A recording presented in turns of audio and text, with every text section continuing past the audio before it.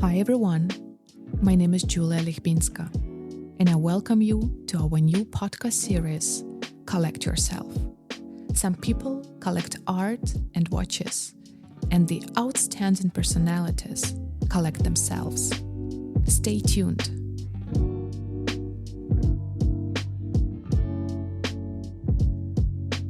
Ladies and gentlemen, welcome to our new edition of Collect Yourself. And today our guests are Angela Lyn, a painter based in Switzerland, and Durante Verzola, a resident choreographer from Miami City Ballet. Welcome to the studio. Angela, where are we now? Maybe you give us a small introduction. I just come from Thun, from the Kunstmuseum Thun, where I'm in the middle of an important solo show. Which is some 70 works spanning over time, but not. It's not a retrospective. It's really based on a title, Navigating Time and Space. And very, very excited for this show because we were able to bring my most recent and important multi-disciplinary project, Passage in the Wake of the World. We were able to premiere this in Switzerland. So we just come from there this morning. And it's been already the third act, right? Yes, I started this piece and thinking about envisioning this piece or realizing it in 2022. I think I had visions of creating worlds in which there would be movement, there would be music and paintings from years ago. But till I got to a place in my work that I actually could make it happen, this was a long journey in itself. And so it started with the very first movement. I was invited to New York to do an exhibition there, my first important exhibition in New York with Chambers Fine Art. And my first question was, how do I get there with my work? And I didn't envision that I can go with 10 crates full. So I gave myself the idea I can take one crate and everything I take with me has to fit on that crate. Cool. So the first movement took place in Chambers Fine Art, but I knew that this was the beginning of a journey. And so not only did the narrative start there and would evolve, the relationship with the other disciplines also was in evolution. And maybe Durante, you can tell how we met and how you got involved in this project, where it started first in New York. Yes. I first was connected with Angela through Sue Cronick, who is a board member at the Miami City Ballet. And she told me that Angela was looking to add dancers into one of her exhibits and to see movement with her paintings. And so Sue connected us. This was a very different project than what I'm typically used to. I'm used to making classical ballets in a theater. And so whenever I was presented with this opportunity with Angela, it gave me the chance to really step outside of my comfort zone and to explore another side of my work, but also to really explore the journey of collaboration and everything that can come out of that collaboration. So, once we met, we started having conversations about what Angela's ideas were and how she saw the dancers being integrated into her work. We had our first iteration of this project at Chambers Fine Art, and then I was invited to the Guggenheim Museum for one of their works in process shows to show the scope of my work, and I wanted to include part of me and Angela's project because I think it really showed the range of my work.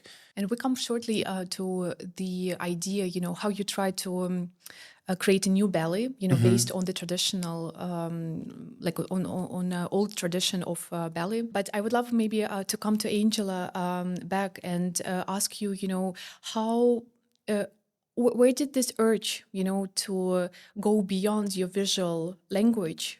where does it come from? Why necessary you wanted, to bring on board not only dancing team, but you also had a musician on board? I think the root of this diversification goes back to when I was born, actually. I was born biracial, and so I grew up with radical differences, radical cultural differences at a time that was still very rare for a Chinese man to marry an English woman. My parents were from completely different backgrounds. My mum was from a country in the north of England, and my father's from this very large family in the south of China. I think all my life I've been trying to bring together or find common ground between different things. And this was as a child, and this became just one of the journeys of my life. And as I emerged as an artist, I'm in the first line, I've always considered myself painting is at the spearhead of my work. And it has been like that. My artistic journey has been led as a painter. But as I got older and developed more, there were these other parts of me, these other selves, artistic selves, that found they needed also to be vented. I would say I'm quite a cerebral person, and the way I paint is a lot based on a lot of thinking, a lot of what am I trying to say in a painting, and how do I arrive at to be really coherent and articulate in a painting. But then there's a physical part of my person as well that was looking probably for how do I link together the physicality, which is also part of painting, but to extend that. And so it made sense to me to get involved with a choreographer. I also think that, it's natural. If you go back in time, it was a natural thing for people to dance to artifacts. This is nothing new. It's absolutely ancient, actually. And stage settings, nowadays, we have lost this sense of an artifact being a really meaningful object to which dancers would dance or perform that would then give the sense of a ritual, of a meaningful act.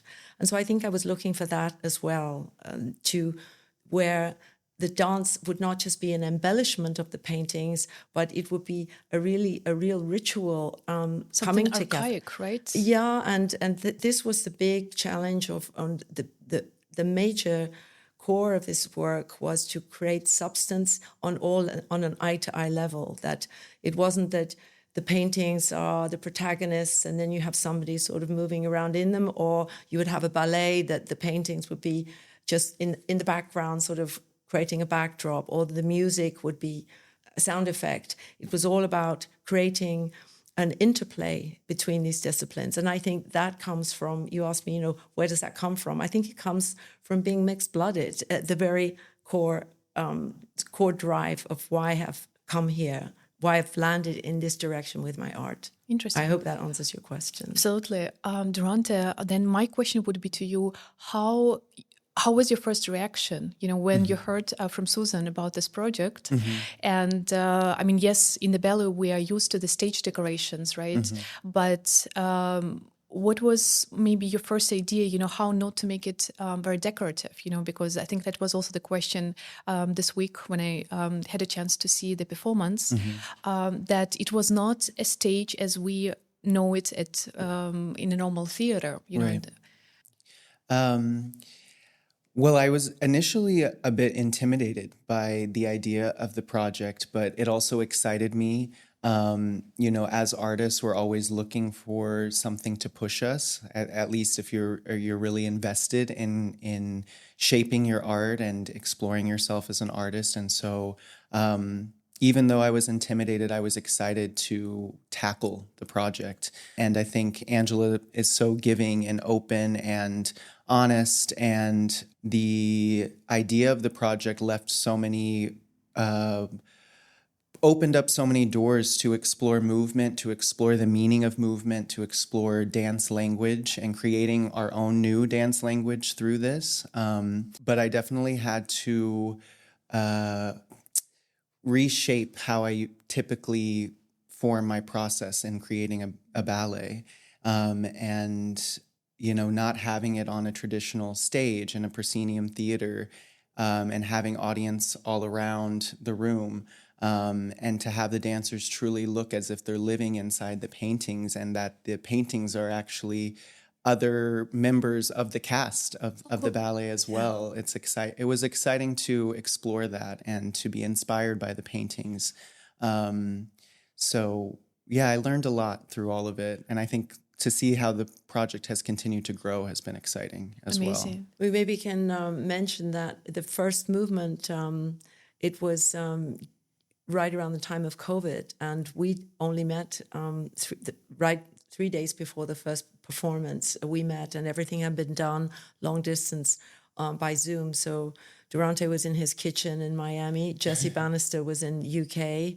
And Maybe I was a couple words about who's Jesse Bannister is a wonderful composer and musician. He is also biracial, as is also Durante, which wasn't planned, but this just kind of happened. Maybe all of us are kind of have it in our blood to mix things, and to at least to have the disponibility to onboard differences. And so Jesse, I have been working with him already for since 2014, exploring the dialogue between music and painting, and also some exposure with dance as well in conjunction with Jesse. Amazing. But I think what really came out was through this collaboration, we were looking also to what connected us. And so, also when I was painting, I'm asking myself, what connects a choreographic movement with my painting? And so it was a strange fine line that on one side there was sort of some mimicking going on, like in the sort of the lyrical movement of my branches. I did also paint a lot of the paintings I painted in dialogue with Durante about the choreography, and watching him in the Zoom movements as he was explaining to the dancers, what they should do. And I'm sort of watching my trees outside my window in Lugano, in Castagnola, and seeing how this kind of moves together. And this was very beautiful. I think this finding the common denominators between our three disciplines. And then originally I thought I would work with a choreographer doing contemporary dance. And then when Sue said, oh, I have this young choreographer from Miami City Ballet, and then I thought, oh my goodness, being on points it's perfect. And it was unexpected. But suddenly the precision of the choreography and being on point and the absolute precision of the movements, and having what I've learned also in your choreography, that you have like a language that you put pieces together and then you combine them differently. I have the same with my cedar trees. So I know all these trees, each part has its own kind of gesture. And then I have an idea, what do I want to say with this particular, like configurations of survival or with reverie? Which part of the tree do I look for? I think, oh, it's that tip right over on the side there, or it's that piece near the trunk. And then I put them together and build actually sort of fictitious trees through observation, though. And I found that it related very much to how you build a ballet, mixing these components of language together. And I found that hugely interesting. Yeah, Durante, I would love to come back to this and speak a bit more about what you mean, by creating this new language, new dancing language. On your website, it states that your mission is to create a new choreography deeply rooted in ballet tradition. Could you please maybe elaborate on that? What exactly do you mean with this?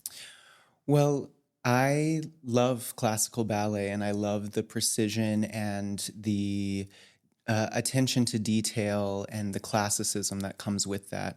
But at the same time, I am a millennial on the cusp of Gen Z, and I think we have to find ways to make ballet relevant to today and make it actually speak to people. And I think that's what also drew me to Angela's project. This exactly was in line with the mission of what I want to do with my work.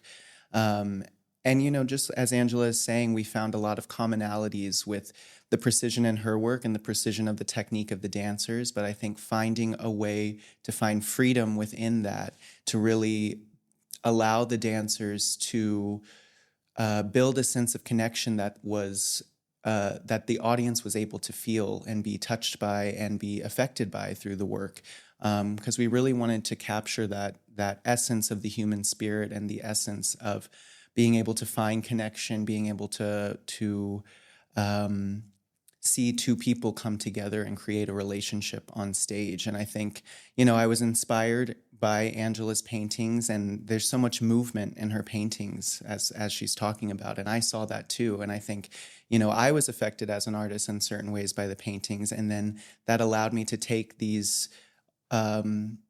steps and positions that we have in classical ballet and make it make sense within this project and within Angela's paintings and her vocabulary as a painter.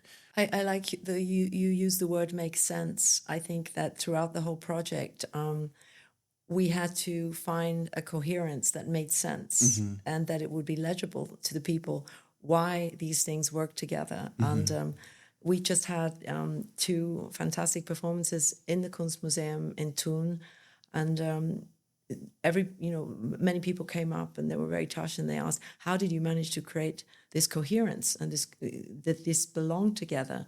But at the same time, because I also had a chance to experience this, at the same time, you had a feeling that you lived through several lives. You had such a bouquet, a different variety of emotions, and maybe you share a bit of your secrets, because the music was different, right? It was built out of several pieces. There was some classical music, some contemporary dance.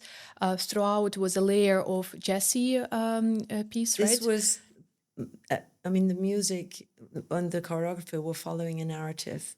So the narrative was also a little bit the thread that was a focal point again. But it was just a way to meet each other. It was like a destination to meet each other in there and see what shape it would take.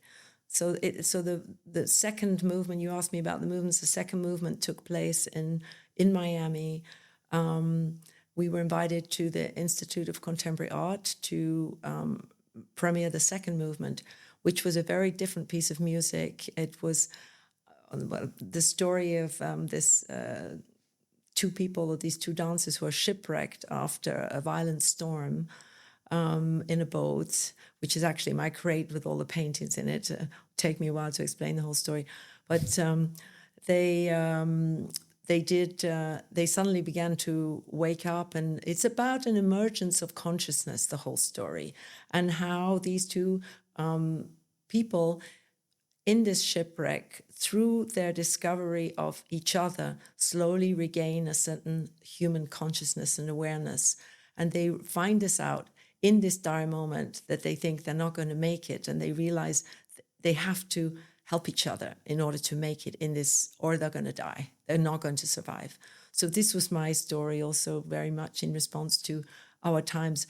How are we going to respond to each other when things are rough? If you hit a violent storm with all this uncertainty of our weather and things, with floods, increasing landslides and all of this, how are we going to respond to each other? And this was sort of the core of the story that Durante then took so beautifully into a love story between 2 people that actually find they will not survive on their own. And in this dire moment of difficulty, they actually discover their human essence and their capacity for empathy. I think that's the heartbeat of the story. So love is Empathy actually and the love. answer. The love story. Yes. Definitely. Durante, how do you read the narrative? What was for you essential, as a choreographer? How did you select the dancers for these roles? Well, I knew whenever Angela was talking about, the narrative of the project, I needed dancers that weren't afraid to let go and to really get lost within the story, to lose who they are as people and to really show this story. And I think, they're shipwrecked at the beginning and they don't know who they are. And so I needed dancers that weren't afraid to go to the edge and beyond the edge. And so Itzkan Barbosa, she's been a part of 3 of the different times that we've presented the project. She was actually one of my students at the Miami City Ballet School and then went on to become a professional dancer. And I knew that she was the right dancer for that. Each time the male dancer has been different, but this time having Renan Cerdero here in Switzerland with us, he's an incredible principal dancer. And he also, both of them together, they're able to really let go. And something about having them together, they push each other to go further. And they're not afraid to go further together and be vulnerable. So it was important to have dancers that were ready to explore along with us. I think people that were wanting to be in search of finding that connection as well through their art and through the movement. Yeah, we've all talked sort of about the whole process was about leaving one's own comfort zone and coming face to face with somebody who brings something new to the table. So it needed this exchange of openness and receptivity and exchange to find our way together. But it was a real journey together. So it is a journey, on all absolutely. levels. This project has been, on the narrative level, on the actual physical level of the box that transforms into this metaphoric story, and from the places where we've shown it, and the evolution of the narrative. Because I didn't know the whole story when I started. It's also been evolving itself with its journey. By the way, where do you start? I mean, you as an artist, as a visual artist, you start with the first brush stroke, but what do you have to have before? In Durante, you as a choreographer, how do you start at all, to compose a piece? Do you envision the movements of an artist, of a dancer? Well, typically, usually in my process, I always start with the music, and music is the most important thing to me in all of my work. And I think through music, finding perfect harmony between movement and music allows for total freedom for the dancer, and then the audience can feel that and take what they want from that or what they feel from watching it. But with this project, it was a little bit different because I had Angela's narrative. The music was still being created. So that was another part that was a little bit scary for me to jump into it without having the music first. But definitely with certain once we had the music and then once I knew which dancers we were using, I definitely envision movements right away that show the dancer to the best of their ability, that show off their unique gifts and qualities, but that also shows the energy and the spirit of the music. And then we had, Angela's paintings to be inspired by as well. So just whenever she sent me photos of the paintings, immediately my mind went to different movements and positions and how to move in and out of those positions. But at the end of the day, what I really wanted to capture was the human connection and showing that evolution from the beginning of when they climb out of the boat to the end. And I think this time that we've done it here in Switzerland, adding the third movement has allowed us to really get to that place. Yeah. Mm-hmm. Great. Angela, how is it for you? Where do you start? So I think I start looking into an empty space, first of all. I spend hours, for example, when I start a painting, I spend hours, first of all, imagining shapes. So the relationship between what shapes will relate. So I have an idea of where I'm heading. This is like a story I want to tell or an idea that I have. It's probably an idea. And then I think, what shapes does this, I think perhaps, how does this idea sound? So there are always aspects that don't go together. So the idea every idea has a sound for me. So there it connects actually to music. So I have the idea of a sound, and then I think, how would this sound form itself if it becomes a shape? And then if there are different sounds, what would the shapes be like in relationship to each other? And then what's inside those shapes? And then again, what was each one then want to say? So it's very much from a deep core that I go slowly and slowly to the surface. It's also how I paint. I start very light and slowly paint darker and darker until the painting emerges. So you did a bit of a Kandinsky style, right? Kandinsky approach to the painting. To some degree, yeah. I mean, he was a very spiritual artist as well, Kandinsky. So I think my work also has a very strong. It's starting with a sense of the spirit of something. I think I heard somewhere you speaking to a guest that if not a visual artist, you would have become a singer. Yes, I think so. I mean, also with the dancers, when I saw them, what they have to bring with them, they need the shoes and they need some warm up clothes. They can in a bundle and your leotards, and you're ready to go. I come with 2 trucks and 120 packages, material. It's physical. It's interesting because it's your work is physical with the body, but I come with a lot of physical material through which I manifest non-physical ideas, also very quite cerebral or intangible ideas in a way. So this was another interplay between dance and visual arts that I also found fantastic. I have to say also that my paintings have always, I mean, in the last, I'd say, since I turned perhaps 35, I became really interested in the role of the viewer in the painting. So this is very much part of my paintings. There's always this empty space where I'm inviting the viewer to participate in. I hope the viewer will come in there and find space for their own narratives and their own digestion of information of the day or their feelings or whatever. And I think in this project, I was painting to sort of house the dancers and the idea that these people would move inside. It was a trip yesterday to actually see that happening, because I have sort of envisioned it, and then to see these dancers coming to life with their own spirit inside and moving between the paintings. It was very powerful. Durante, how was it for you? Did you think about the viewer?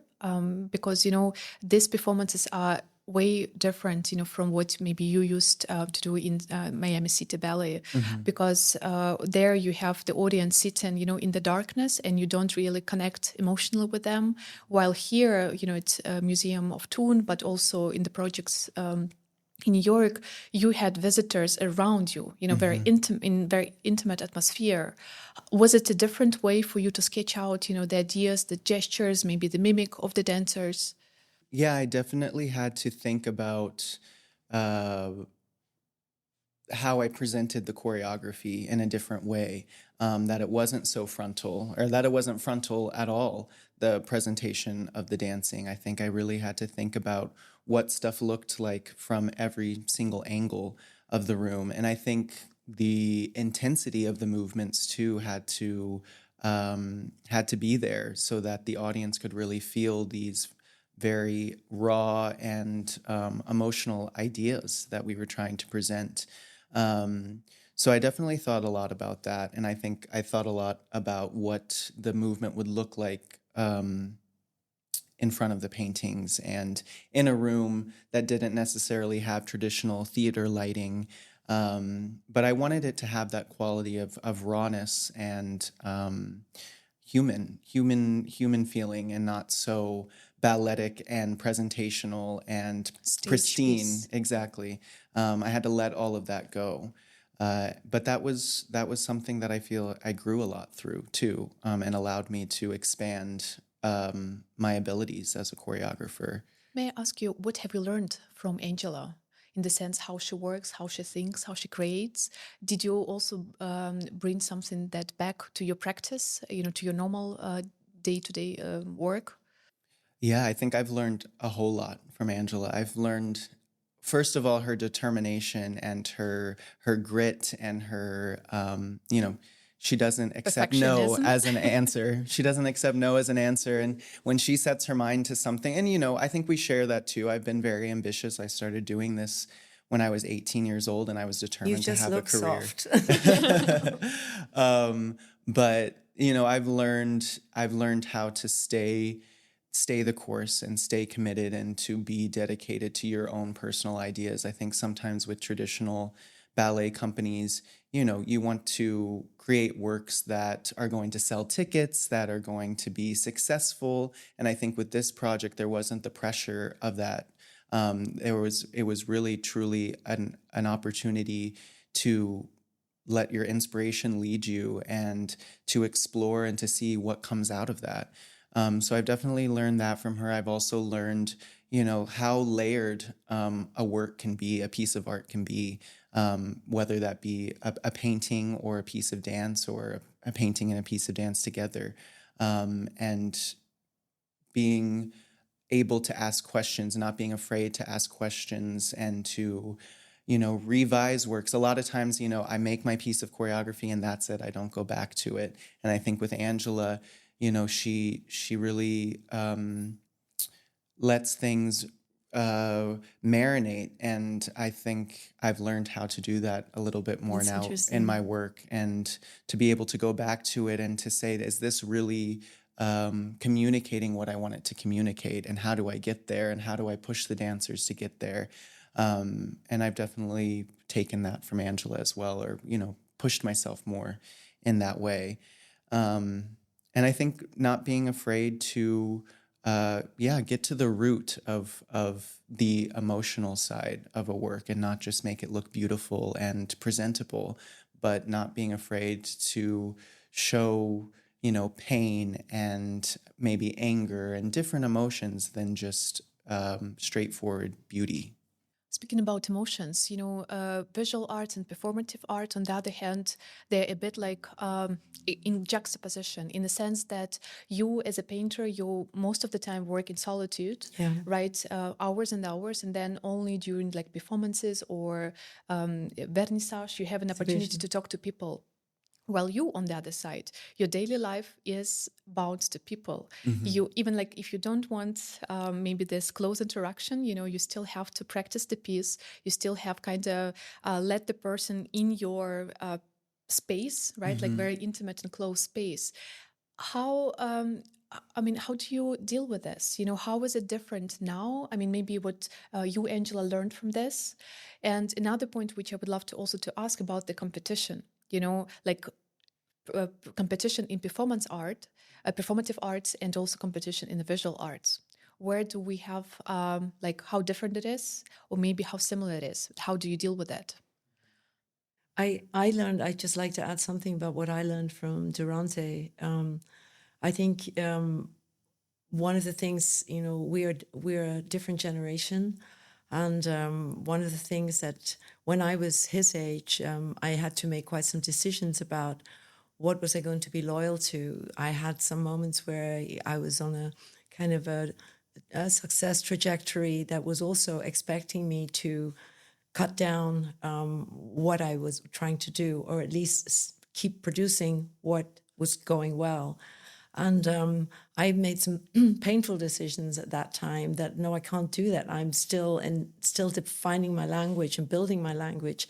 And I think I still was traumatized somewhere from that time, and always wondering, should have I really turned down that offer? Because I was like, then I cannot just produce stuff for that offer. And I really said, no, I'm not going to do that. And when I met Durante, he's such a sincere person, and I saw he's very successful. But I also saw him restless in that sense of saying, I have to be careful. And he said, the first thing he said, I've been waiting for something like this to come along. And I totally could feel where that was coming from. And so it was also a kind of a healing thing for me to see this young, very successful choreographer, highly sought after, that he also was thinking, I have to take care of myself. And that made me feel, it was comforting, I think, to say it is like it is. Artists have to take care of themselves and stay dedicated to their art, and not get sort of led by by a carrot off to some place where they lose the core of their drive and their inertia and their identity, and not just the identity, but just the well of their resources, their artistic drive. And so I think for me it's been an overall learning curve of just seeing what it requires also as an artist, whatever your media is, and seeing how much the dancers give. I don't like to think about that, because you just get on and, I do a lot of things and I work pretty hard. I don't like to think of myself working hard. I just keep busy. I do the things because I have so many things I want to do. But then I see the dancers dancing, and your concern over the dancers to make sure they're well and they're warm enough and they have enough to drink and they get their rests. And this sort of physical process of taking care of the process I learned something that, because I can sometimes go a whole day and I forget I haven't drunk anything. So it's something I took with me. I thought, Durante says, no, the dancers need to rest, or they should have a drink now, and I think I need to do that sometimes. I need to tell myself, okay, you need dancers, to be a bit more gentle to yourself. take a rest and so on. So that's been really a very nice thing to experience through you physically seeing that and watching the dancers, how they push themselves to this edge. And knowing I do that too in my own way. So it was a kind of a mirror that I really took something along. It's nice to talk about it after these 3 intense days as well. Yeah. Yes. Yeah, I mean, I think in terms of caring for the dancers and making sure that they're well, I think, they're my material. Your work is nothing as a choreographer without dancers that are strong and healthy and inspired. And so that's always my top priority, is to make sure, whenever I'm making a new work, I want to set that tone in the rehearsal room that the dancers feel not only physically well, but mentally and emotionally well, or else they'll never be able to give their best and we'll never be able to achieve what we're trying to achieve. And so that, when you're talking about me being around people all the time, it definitely takes a toll, because it becomes your life, and your students and your dancers, it can get personal in the way of, you really care for them because they're artists as well. Mm-hmm. And you want to make sure that they're being fed in all the ways so that they can bring their best, and so that you can see them grow. And that's the best part. I love seeing the finished product of my work, but the process to get there and to see the growth of the dancers, especially in this project, I think every single time we've done it, I've seen the dancers transform. And that's because of, Angela's idea too, and to give us this opportunity to explore in such a different way that we don't usually get the opportunity to do. It's interesting that you speak about the motivation, of the dancers, to always fuel it up a bit. And I remember the first projects we did together with Angela, she mentioned that we artists, we don't need much. We need just like the safe space, like this kind of safe playground where we can just create, Exactly. that we don't compete with each other. I don't think we ever had a moment. I didn't feel any moment of competition at all. No. It was never even. Yeah. We were but just maybe not in between the mediums, but sometimes it can be the case, in between the same media, yes. between your peers. Definitely. And that's maybe one of the downsides, of the culture of the art sector in general. Yeah. Yeah, we try to avoid all of that nasty stuff. It definitely happens. I mean, especially in the ballet world, when you're a dancer, you're constantly reaching for the next, the bigger role, the next promotion, and so that can sometimes take away from the root and the core of what you're trying to do.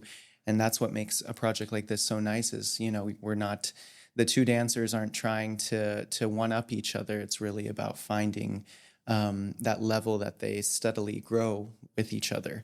And as a choreographer too, there's definitely competition. There's not that many classical ballet choreographers.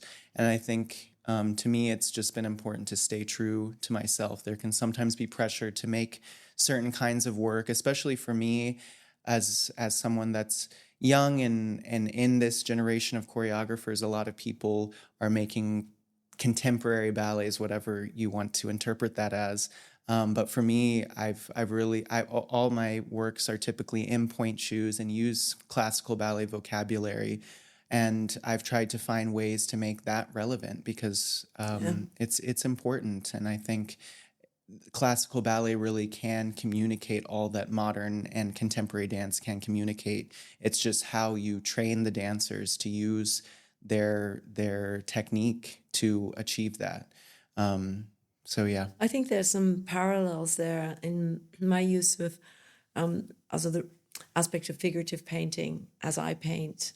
I think both Durante and I and Jessie Bannister, we all have a deep root in a certain classical approach. Jessie studied classical Indian music and has transformed that into to play these Indian scales and modes on a saxophone, which is completely far away from their origin, and has also found his own kind of language. So we're all very hybrid somehow, and still with a deep attachment to the classical.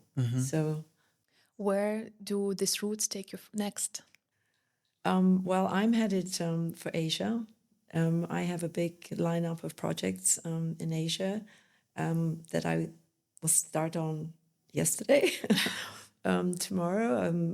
So I'm invited to exhibit in the Gulangyu in Contemporary Art Museum. And Gulangyu is a small island off the south coast of China where my father is from. And so I'm, as I did for Passage, wondering how can I travel to China with my work, and what happened with going to New York with that Passage. I thought, the crate, and then it turned into a boat. I have a new kind of journey with a new boat, but a similar adaptation to the situation of traveling far away and not being able to go loaded up with 2 truckloads full of things. So Interesting. And maybe you can tell us a couple words about why this particular decoration we have here today for the podcast. well, yes, thanks for. It's always exciting to talk about what's ahead of one and the ideas that are brewing. My new ideas are usually coming from 10 years ago. I have sort of this staging, and so my very first visions, they move around in my mind, in my imagination for a long time, sometimes a decade, just kind of very foggy. And then they slowly come into focus and slowly come to the surface. And then boom, they emerge. But there's a lot of inertia behind them till they really, I have this long, slow gestation in a way. So I've started printing my work on silk back in, I think started in 2008, the first silks that I printed. Actually, I show you this one. It's actually nice to talk about this. I did, when I went the first time to China, my family garden where my father grew up, my great-grandfather was a big lover of traditional classical Chinese gardens. And when I went to this garden I have heard such a lot about from my father, and I discovered this garden, I was blown away, and it unlocked all sorts of things that I carry in me. So this particular, this is printed from a painting of a room where all the family bones were kept in. And I painted a big painting with scattered pearls in front of this room. And there was a sliding door one for the ceremony to honor the ancestors. We will go through this door and light incense and bow to remember the ancestors. So I got interested in this idea of wrapping a painting or wearing a painting. And I guess it's again this idea of wanting to be immersed in a painting. I mean, bringing dancers into a painting is very connected to being inside a painting. It's all about merging worlds, I suppose. And so for my idea for going to China, it's very difficult right now, very expensive to ship I paint large paintings, to ship all these large paintings to China. So I'm choreographing a forest of silk painting, so my paintings on silk, but again, asking, what do I want to say with them? Why am I hanging this painting printed on silk with this one, and making new choreographies that will also, I see, moving as well as people walk between them. And there will be my boat that's transformed into a different kind of boat will set between this forest of painted silks. And so my idea is a sort of nomadic exhibition where I can roll everything up in a bundle and go to China with it and put it up. So this is like the very first step that this has actually materialized. We just did this shortly before our podcast, to just hang up a few silks to see how they could possibly talk together. So this is just really a super little not even deeply thought through yet, but I'm super excited how it's all going to peg together. Pegging. Speaking about pegs, why are they here in our studio? So many of them. Oh, well, I am half English, and my mother, she thought the pegs, which is good for everything, anything you wanted to put together to hold it together, you just put it together and put a peg in it. And they are actually incredibly ingenious things. It's just two pieces of wood and this little piece of metal. And when I was a child, pegs were made by gypsies. And they were, those times, gypsies would come through the village and knock on the door, and they would give you some pegs and tell your fortune for some small money. So they would sell you pegs, or they would tell you fortune, or bring you lavender. And so these pegs have been in my life as my mother. We also hang all the laundry outside on a washing line with pegs. They were also in my installation in the Villa Arconati, this idea of pegging up linens. And it's such a simple thing and so efficient as well to put two things together. I like the ingenuity of it, and it's nice material. Beautiful. Durante, what about you? How is the nomadic lifestyle maybe reflected in your creations? Because when you do a ballet, it starts to go from one maybe house to another. Do you also follow the crew also the whole way? Do you also feel yourself as a nomadic artist? I do. And I think that comes from my childhood. My father was in the army in the US, and so we moved around every 3 years. So I think this idea of being a nomad and hungry to have a change of environment all the time is definitely present in me as a person. And also I think, the freedom in my work too, I think I find through that. But through all my projects, I'm involved in every single piece of the production, from the casting of the dancers to the music to the costumes to the lighting. And but it comes to a certain point that you have to let go of that a little bit and just let the art happen, because it's a living and breathing piece of art that will be different every single performance and every single time it's performed. And so I think with some of my works that have been created on one company and have gone on to be on another company, that's what's exciting about it, is that it looks like a different ballet the next time that I see it. And to get to work on it again and stage it on another group of dancers is always exciting and fun and exhilarating to do that. I definitely like to take care of the works wherever they go. Mm-hmm. How do you stay grounded? We spoke a lot about being grounded, to have your really inner sense of completeness, right? But how do you come back to this, state of mind or physical state? Mm-hmm. For me, it's in the execution of the actual handwork, whether it's the actual painting, handling the surface of the canvas, and the physicality of handling the paint. And I put all my paintings are in oil paint, so sometimes the paint wants to do something that I didn't think it would do, and I have to move with it and try to concentrate enough that I can be as precise as I can. But you never know exactly what it will do. Suddenly you don't have the right amounts on your brush and you run out. Suddenly you may be imagining a line and then it's getting thin, and then you respond to that. And I think why I'm so inspired by this kind of precision, to see what these tiny differences can make on a huge canvas. And so the act of the work is very grounding. I do a lot of textile. My textile work with lots of sewing as well. It's the physicality of it that's grinding, grinding, and grounding and grinding. What about you, Durante? I think it can be easy to get caught up, and I have many different commissions and projects going on at one time, and I think it can be easy to allow myself to get anxious and have my mind in other places. But I think I really try to stay present in the moment of whatever I'm working on that day and with whatever group of dancers I'm with that day. and also staying true to making works that I like to watch, and that the dancers like to watch, and not think of what the audience will think, what critics will think, what directors will think. I think staying true um, to that, and to being able to step back, watch the rehearsal, and say, I like what I just made, and it looks like something that I would like to dance.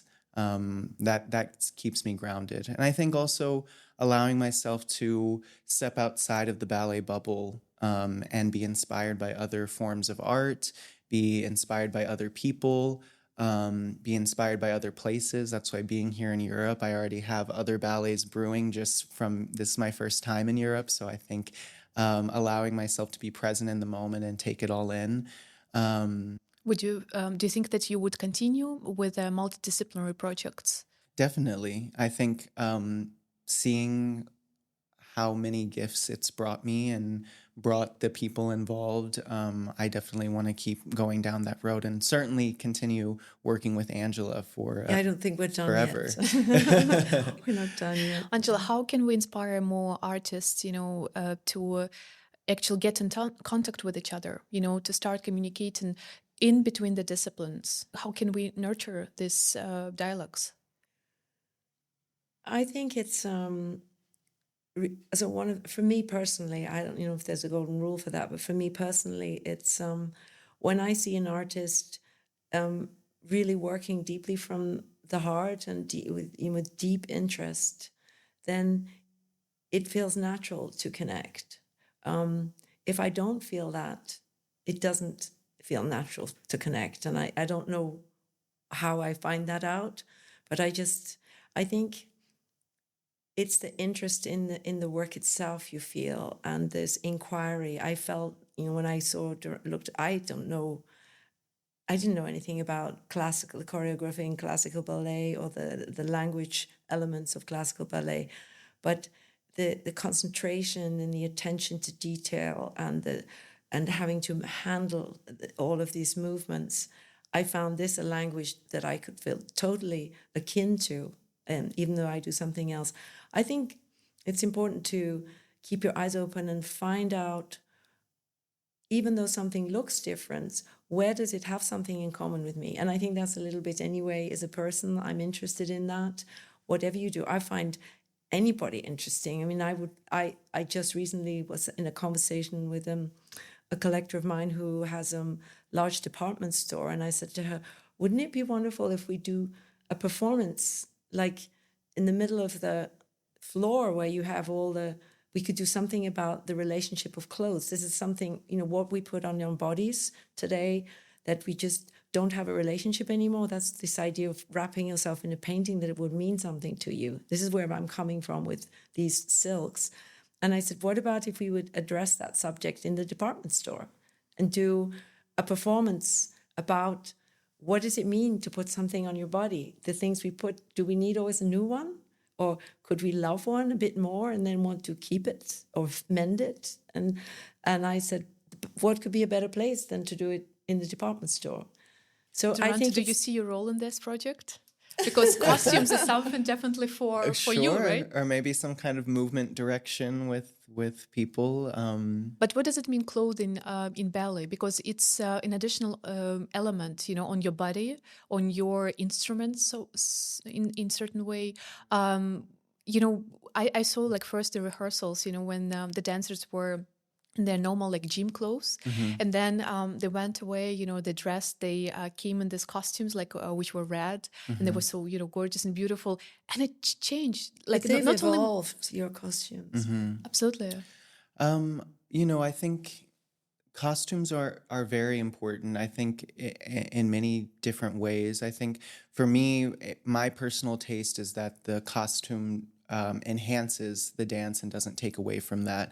I like to be able to see the body moving and to see the articulation of the body. So it's important for me to select costumes that allow that.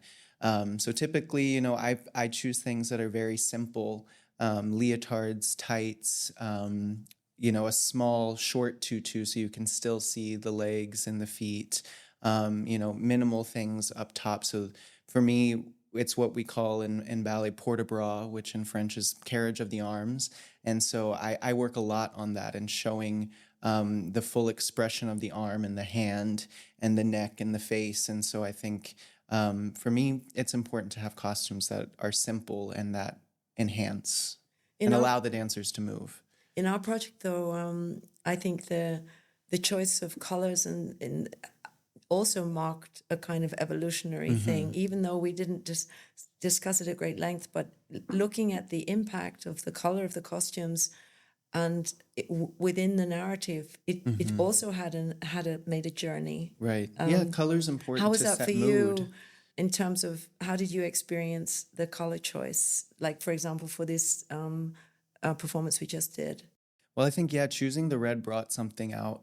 And, anybody that wears red, it brings out this certain energy in you. And I think for these dancers in particular, it brought out almost this animalistic quality in certain kinds of ways, but also this energy that came from deep within, and this fire that is part of our second act of the ballet.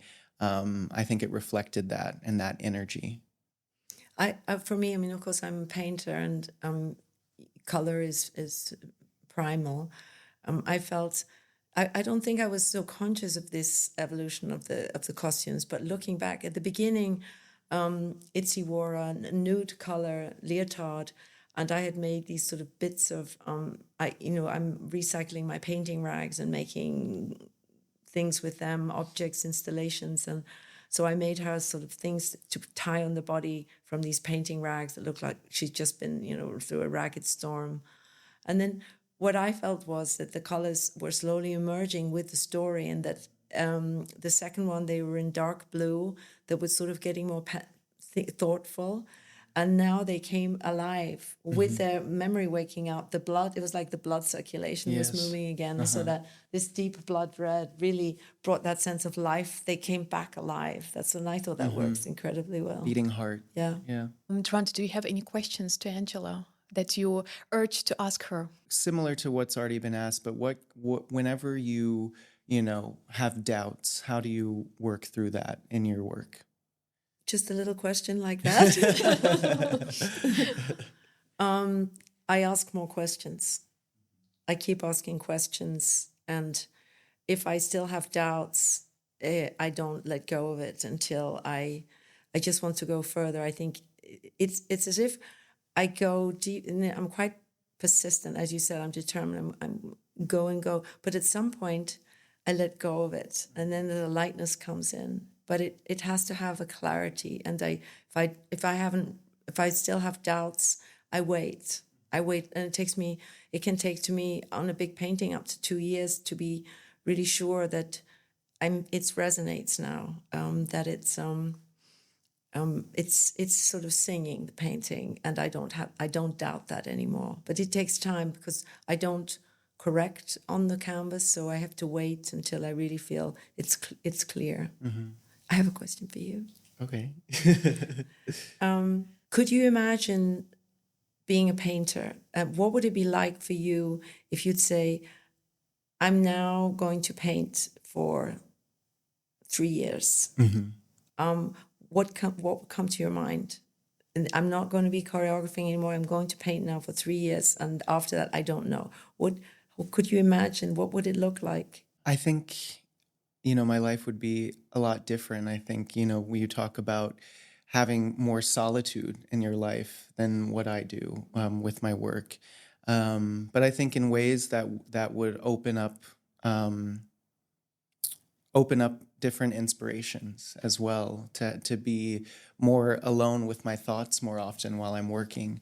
But I could definitely see myself. I've always loved, painting and doing art, and actually when I was young, I imagined, or I had dreams of being an illustrator for books, and so I think I could definitely see myself maybe doing that someday, or adding more painting into my life, because I think to be able to put ideas onto paper and to be able to use your hands to still create something. I would be happy, I think, doing that, to still feel expressive. I asked myself the same question too. If I would couldn't paint anymore and I would dance for 3 years, what would I dance? I would dance what you choreographed. I would dance what I saw in Passage, I think. When I looked at that, I thought, it felt like it was something that I felt like it was kind of it felt like I could be doing that. And I wondered if the paintings had that effect on you, that you felt like these paintings could be mine, in that sense of exchange or somewhere. Yeah. Well, like I said, that I see so much movement in your paintings, and I see playfulness, and I feel like in my choreography I find ways to present playfulness as well. And I think, these deep emotional depth as well within the paintings, and the layers and the nuance, and they resonate with me in a special way. I think there could be no better conclusion. It's just we experience now. I thank you so much for this conversation. Thank you, Julia, looking for having forward, us. looking you. forward to the continuation, Me perhaps too. in Asia. Yes. Yes. Thanks a lot. Thank you. Thank you so for having much. us. Thank you.